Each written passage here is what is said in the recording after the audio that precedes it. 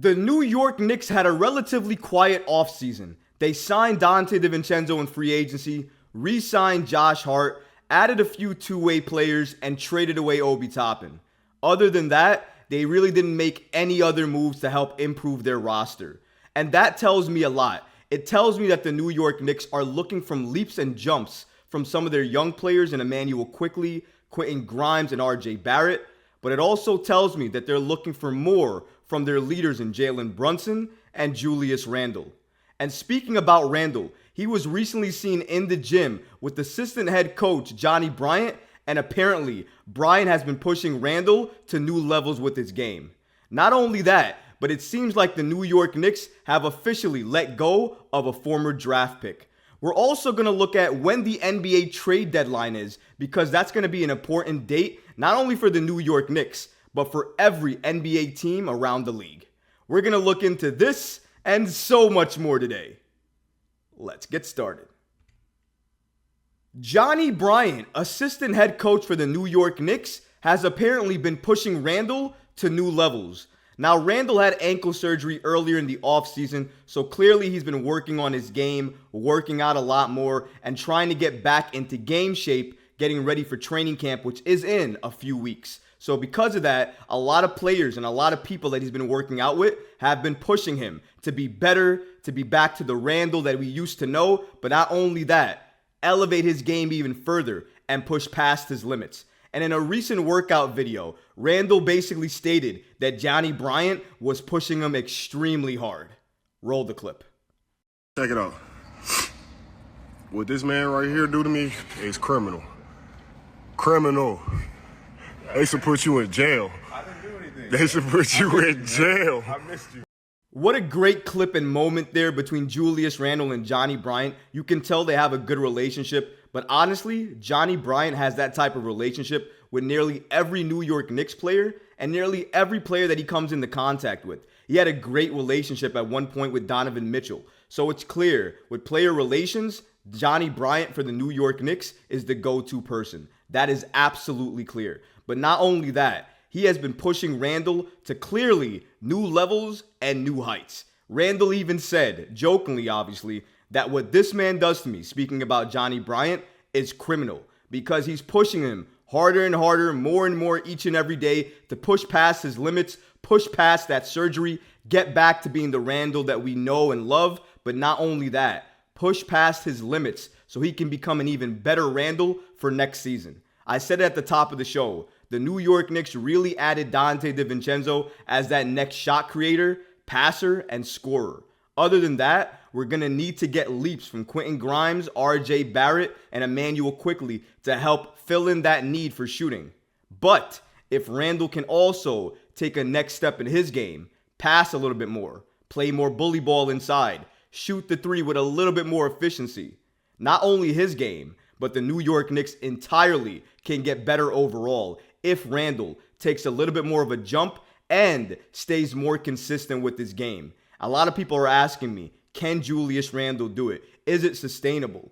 Well, I think that Julius Randle really hasn't been the Julius Randle the New York Knicks needed ever since he's been with the New York Knicks, because he's had to take on different roles. Be the scorer, be the passer, be the guy who does everything, be the second in command. What he really needs to do is carve out what his new role with the New York Knicks needs to be.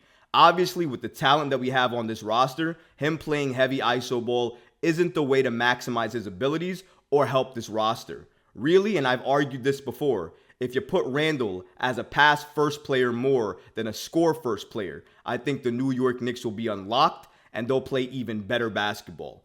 But let's go back to Johnnie Bryant, because I think that means a lot in terms of Julius Randle working out with him and what it says about his relationship with players around the league. He's not the only one that works out with Johnnie Bryant. RJ Barrett, Jalen Brunson, all of these people have been caught at a time and again working out with Johnnie Bryant. And that means that Johnnie Bryant is good at what he does, but also that he has the trust and the respect of the players. And if you have that as a New York Knicks employee on this roster, it means so much to you, your credibility, and how far your sway and your reach and your voice goes. And even though Johnnie Bryant isn't part of the new Big Three with Leon Rose, William Wesley, and Gerson Rosas, I would argue that his voice still goes a long way. What he says matters. And not only that, because of the close personal relationship he has with each and every one of these players, it's actually putting him a little bit further ahead in terms of if, let's say perhaps one day, Tom Thibodeau potentially hangs it up and gives up being the Knicks head coach, and the Knicks don't want to go outside to seek somebody, they could absolutely elevate Johnnie Bryant to that head coach position. And the main reason for that is because he's been here, he understands the system, he understands the players, and key, he has the relationships. And because he does this with Randle, with RJ, with Brunson, with nearly every single New York Knicks player, they all love, appreciate, respect, and most importantly, trust him. And as a head coach in this league, you need to have your players trust more than anything else. Because if you have that, you might be in store for a very successful season. And I think the New York Knicks, Johnnie Bryant, Tom Thibodeau, that entire coaching staff is looking to upgrade for next season. It's one of the main reasons Julius is working out with Johnnie Bryant, because he knows he has to push himself beyond his limits, further than he ever could before, because he needs to step up for this New York Knicks team like nobody else has done before. Not only him, Jalen Brunson has to, Quentin Grimes has to, RJ Barrett has to, Emmanuel Quickley has to. There are some players on the New York Knicks that I'm sure Tom Thibodeau is looking at, a lot of New York Knicks fans are looking at, especially myself, I'm looking at, to see if they can take a leap, a jump, and increase their game to an extent that nobody ever saw before. I just really hope that because of Johnnie Bryant, his training with Julius Randle, everything Randle has been doing in the offseason, watching film, preparing, getting better for training camp, getting better for preseason, trying to be locked in and focused for the season. I can't wait to see the Julius Randle that we get to see as soon as training camp starts in a few weeks. But let's go on to another topic here. It seems that former New York Knicks player Trevor Keels has joined Minnesota. Now, if you've been following the story with Trevor Keels, he was a former New York Knicks draft pick. He was picked in the second round. They had rights to him. Over the summer, they actually released him so they could actually make room for other two-way players because he was on a two-way contract. But after that, they did retain his G League rights.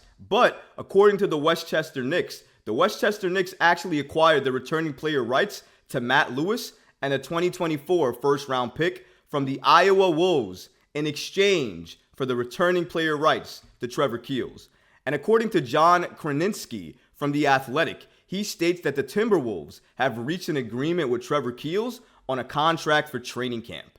And again, Keels is a former McDonald's All-American from Duke. He had a two-way deal, as I said before, with the New York Knicks last season. But unfortunately now, he has no deal with the New York Knicks, and he currently is on a training camp deal for the Minnesota Timberwolves. Now, this is not really a major story, but the reason I wanted to talk about it is because of one main reason. The New York Knicks clearly had a draft pick with Trevor Keels. They have other draft picks overseas, Rokas Jokubaitis. And again, in some draft cases, they've actually skipped the draft and not made any draft selections. One of the things for the New York Knicks that I gotta say is, even though they've been making smart decisions with contracts, signing people that they need, and also looking to upgrade their roster, one thing I can clearly say is, in terms of drafting players, developing players, and upgrading players, apart from some players like Quentin Grimes and Emmanuel Quickley, to an extent RJ Barrett, I could say that the Knicks haven't really picked up a lot of new players recently and haven't looked to develop a lot of new players recently. Trevor Keels is one of those examples. I'm not saying he was supposed to be the next coming for the New York Knicks, but he was your draft pick. He was in the second round. He played for Westchester. He played on the Summer League. I think we owed it to Trevor Keels in a lot of respects to help increase his game, develop his game, and elevate his game. So hopefully one day he could be a contributing factor for the New York Knicks. Unfortunately, that time never came. We never did that. And of course, like the Athletics journalist stated here, the Timberwolves have signed and reached an agreement with Trevor Keels on a contract for training camp. I'm not really going to miss Trevor Keels too much, but what I am going to miss, and I hope the New York Knicks can correct this, is the New York Knicks drafting, developing, and unlocking players. I actually miss that for the New York Knicks because that's how you keep a core and a lot of the players that you like together while also trading for stars or key pieces that help your roster elevate. When you can draft young players, you can develop them, showcase what they can do, but maybe you don't need them for your roster. but you can let other teams that might need that type of player for their roster see what he can do. You increase that player's value, and you can help build a trade around that player or a few players like him to facilitate a trade for a star or a very good key piece that can help this Knicks team thrive and take it to the next level. That's why drafting is so important, and that's why I wanted to mention this Trevor Keels story. Shout out to Keels. He was a professional for his entire time with the New York Knicks. I wish him well with Minnesota. I hope he does well on that training camp deal. And who knows, maybe one day we'll see Trevor Keels in the NBA. But one thing's for certain, and in my opinion, I believe it's true. We're not going to see that moment happen with the New York Knicks. When is the NBA trade deadline? A lot of New York Knicks fans and NBA fans alike actually have this question. And it is an important question to note and understand because the New York Knicks especially are likely not going to make a move headed into training camp in a few weeks. So because of that, everybody is looking at what they could potentially do during the season and next season. So when is the trade deadline for next season? Shout out to Daily Knicks for reporting the following. Really appreciate the information. So according to them, the 2024 NBA trade deadline is at 3 p.m. Eastern Time on Thursday, February 8th. It isn't unusual for a couple of trades to be announced after the trade deadline as teams scramble to make last-minute moves.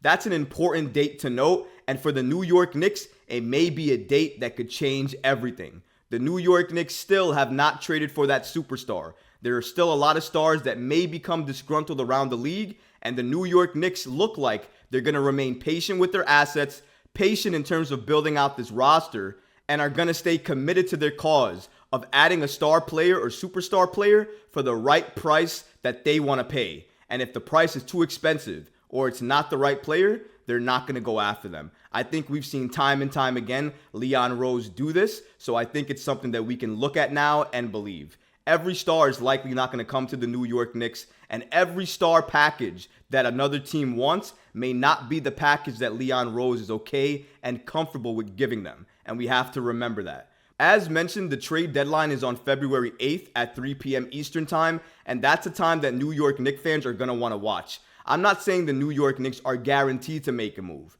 but depending on how their season goes, how certain players react, respond, elevate their game or not, and depending on which stars around the league may potentially be disgruntled and want to ask out, the New York Knicks may pounce on the opportunity to trade for one of those stars and utilize one of the players that they have on their team to do so. And I'm sure they would jump at the chance to get a superstar for Immanuel Quickley. But will Immanuel Quickley and his game elevate enough this season to net the New York Knicks that star or superstar player?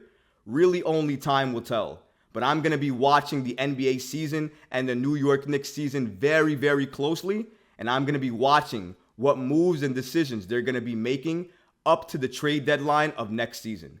I can't wait to see what happens because one thing's for sure, fireworks are sure to spark. If you like this video, go ahead and leave a comment below, smash that like button, and don't forget to subscribe to the channel. Until next time, Knicks fans. Peace.